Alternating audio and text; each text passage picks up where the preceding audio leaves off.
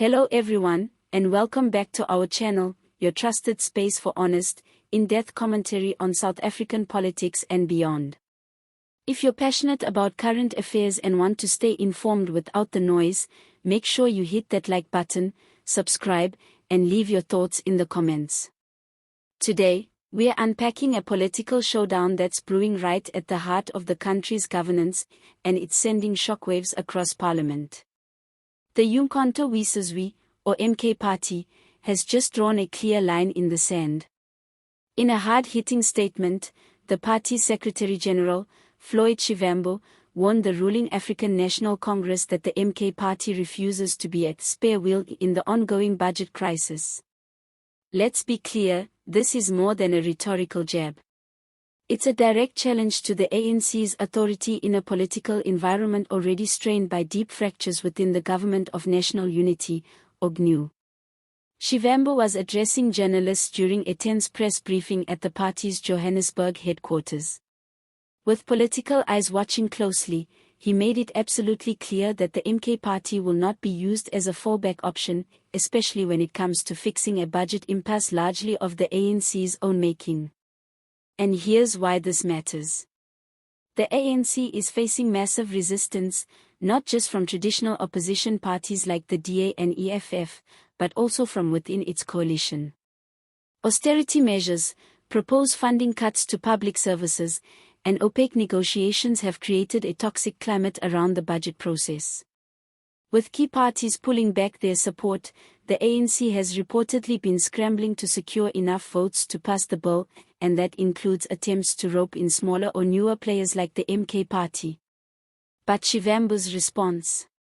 A firm no.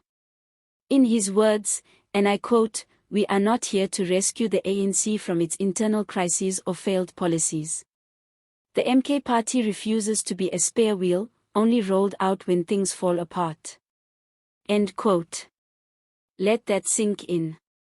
It's not just a rejection, it's a rejection with moral and strategic weight. The MK party isn't just distancing itself from the ANC, it's positioning itself as a principled alternative, especially when it comes to matters affecting the everyday lives of South Africans. According to Shivambu, the current budget lacks a people-centered approach. Instead of addressing the urgent needs of the population, like education, healthcare, job creation, and service delivery, it's been engineered to protect elite interests and cover up the failures of the ruling party. This sentiment is resonating with many South Africans, particularly those who feel abandoned by government policies and left out of economic progress. Communities still struggle with poor service delivery, lack of clean water, collapsing hospitals, and deteriorating infrastructure. And yet, the national budget, the very document meant to direct financial resources where they are needed most, is increasingly being seen as a political chess piece rather than a blueprint for transformation. Now, to put this all into perspective, South Africa's political system is in flux. The idea of a government of national unity was supposed to bring cooperation and stability in a fractured parliament. But what we're seeing instead is a fragile alliance stitched together by expediency, with policy direction often dictated by backroom negotiations rather than democratic consensus. This latest fallout over the budget is symptomatic of that dysfunction. And MK's refusal to go along quietly shows that newer political formations are no longer content with being footnotes in ANC-led governance. Shivambu's remarks strike at the very foundation of coalition politics. By demanding transparency, inclusivity, and respect, MK is forcing a national conversation about how decisions are made, who gets consulted, and who actually benefits. Let's not forget, MK is no longer just a fringe protest party. It has grown considerably in influence, especially in regions like KwaZulu-Natal, where the ANC's support has dramatically declined. With Jacob Zuma publicly backing the movement and appearing at rallies that draw thousands, MK is proving that it's not just riding a wave of discontent, it's shaping the wave. Now, political analysts are warning that this standoff may have serious consequences. If the ANC fails to secure enough support for the national budget, we could be looking at a legislative crisis. Parliament could grind to a halt. Critical services might lose funding. And public confidence in the entire GNU arrangement could take a hit it may not recover from.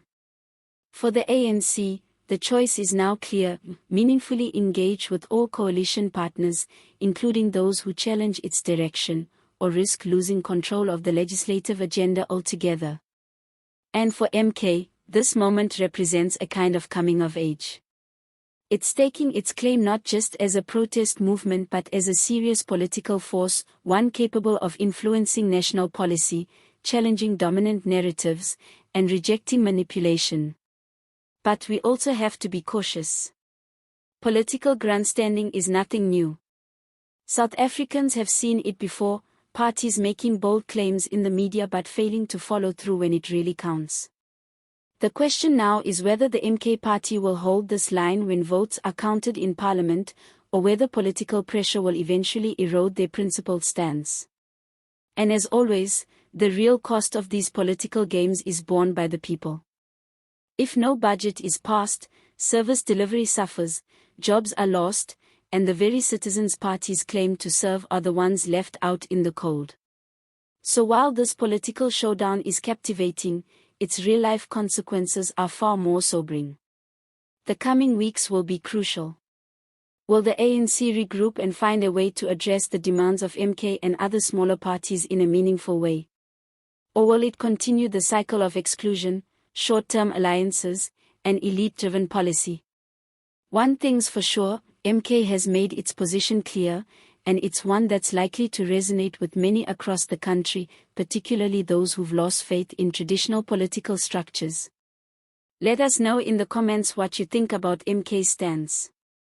Is it a genuine stand for the people, or is it strategic positioning in a volatile political moment?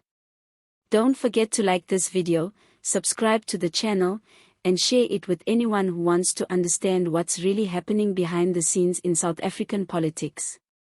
Thanks for watching, and as always, stay informed, stay critical, and stay engaged. See you next time.